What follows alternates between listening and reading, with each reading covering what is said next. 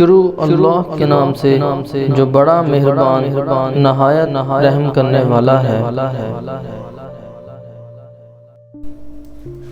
ایک بادشاہ اپنی بیٹی کی شادی کے لیے بہت فکر مند تھا۔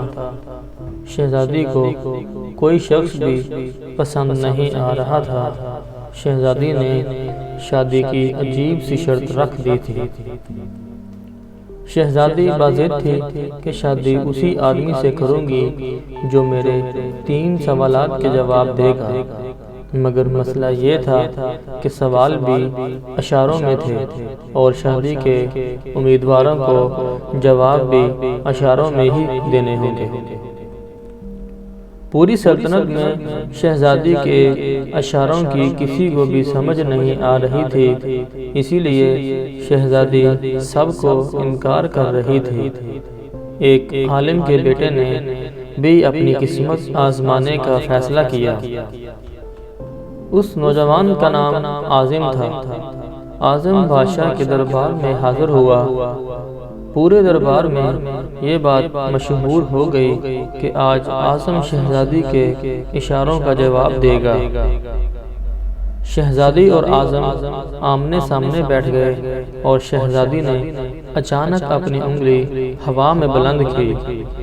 عاظم نے جواب میں اپنی 2 انگلیاں ہوا میں بلند کی۔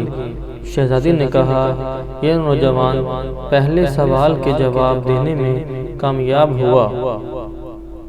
دربار میں مبارک ہو مبارک کی صدائیں بلند ہونے لگیں۔ شہزادی نے ایک تلوار ہوا میں لہرائی اور اپنی جگہ پر بیٹھ گئی۔ عاظم نے اپنی جیب میں سے ایک قلم نکالا۔ شہزادی نے اشارہ دیا کہ نوجوان کا دوسرے سوال کا جواب بھی درست ہے۔ دربار میں دوبارہ مبارک ہو کی صدائیں آنے لگیں۔ اس کے بعد شہزادی اچانک اپنی جگہ سے اٹھی اور محل کے سیڑھیوں پر چڑھ گئی اور آدھے راستے جا کر واپس آ گئی اور اپنی نشست پر بیٹھ گئی۔ یہ اشارہ عاظم کے لیے بھی کافی مشکل تھا۔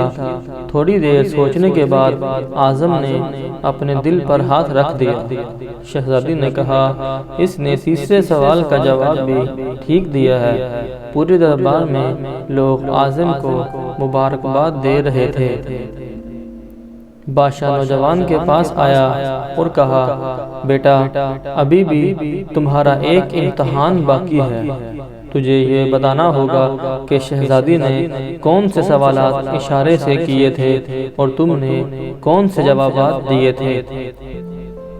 عاظم نے کہا، شہزادی نے ہوا میں انگلی لہرا کر اللہ تعالیٰ کی وحدانیت کی گواہی دی تو میں نے 2 انگلیاں ہوا میں لہرا کر وحدانیت اور رسالت کی گواہی دے دی۔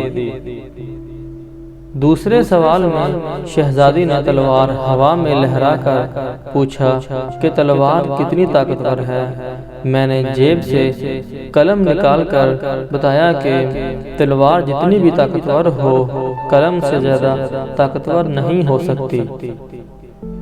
تیسرے سوال میں شہزادی سیڑھیوں کی طرف بھاگی مگر آدھے راستے سے ہی واپس آ کر بیٹھ گئی اور بتایا کہ میں تھک گئی ہوں، مگر جسم کا وہ کون سا حصہ ہے جو کبھی بھی نہیں تھکتا۔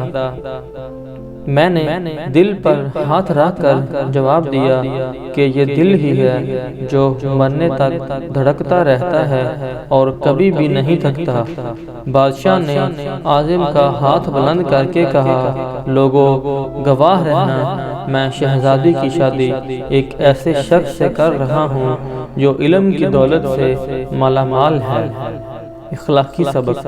علم خدا کی بہت بڑی نعمت ہے جس کا جتنا شکر کیا جائے کم ہے۔ علم سے ہی انسان اپنے آپ کو پہچانتا ہے اور علم ہی خدا کی طرف جانے کا راستہ بتاتا ہے۔ دنیاوی دولت کو چرایا جا سکتا ہے مگر اللہ تعالیٰ کا دیا گیا علم کوئی بھی نہیں چرا سکتا۔